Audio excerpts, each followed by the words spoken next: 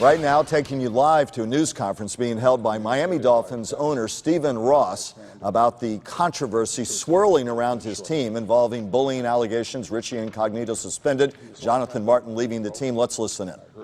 When we heard the news, I also reached out to the NFL because I knew an investigation had to take place.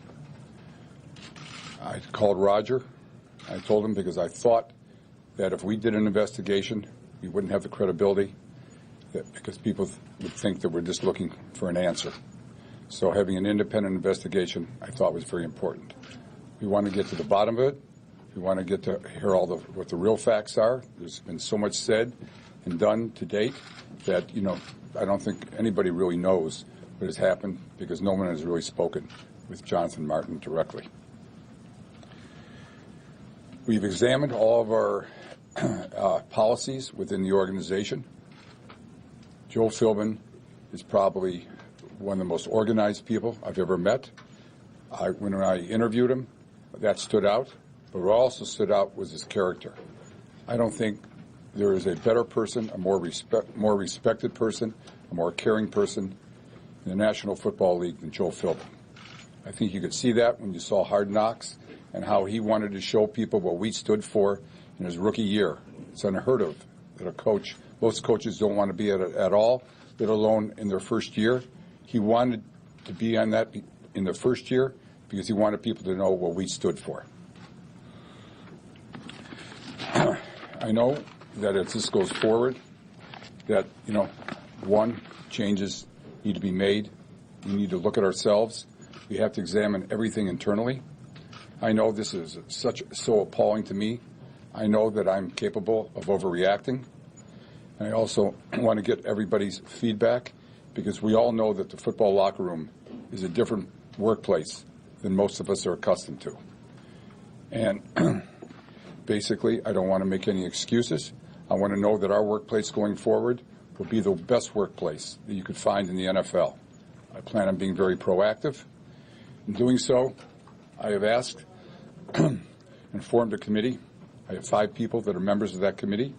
I look to expand it to 7 to 9 to protect me and them, the players, from my overreacting and having a code of conduct that suits the 21st century.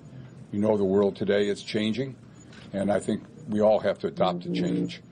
I think what's come out of this, you have to look and hear what people are saying, what people are feeling. And the fact, seeing this room today with as many reporters that are here, tells me, and I've certainly have gathered all week, when you can't pick up the newspapers in any city or watch television without hearing about this. So when things like that happen, change is needed. People care, and we care, and we're going to make sure we are the best organization in the National Football League. So we as the Miami Dolphins are setting up, or I am setting up for me, the Miami Dolphins, this committee. The members of it to date are Tony Dungy, Don Shula, Dan Marino, Jason Taylor, and Curtis Martin. I looked at several people before. These are probably people that have as much respect as anybody that have ever played or coached the game. They care about their players. They care what happens. And they also, I think, can give me the advice working with Joe Philbin, because I have the total, utmost confidence in Joe Philbin as our coach. This is where we are today.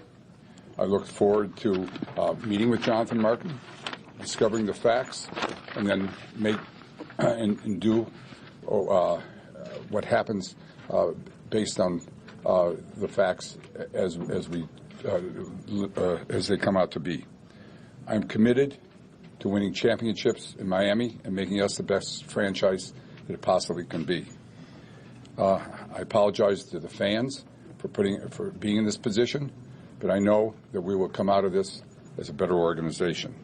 I've asked Tom Garfinkel, our CEO, to head up our task force to coordinate everything, and I'd like to introduce him now. And Tom. Thank you, Steve.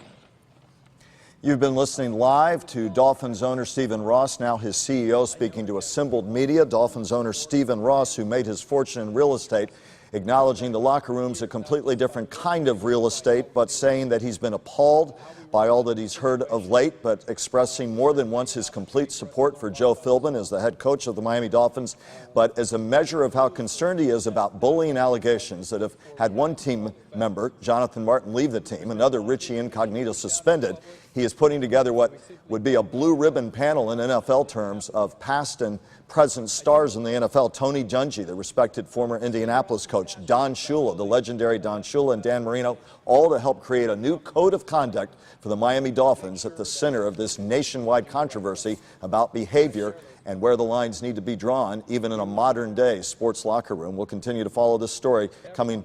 This news conference is just hours before kickoff for the Dolphins against the Bucs, where the controversy more than the game takes center stage.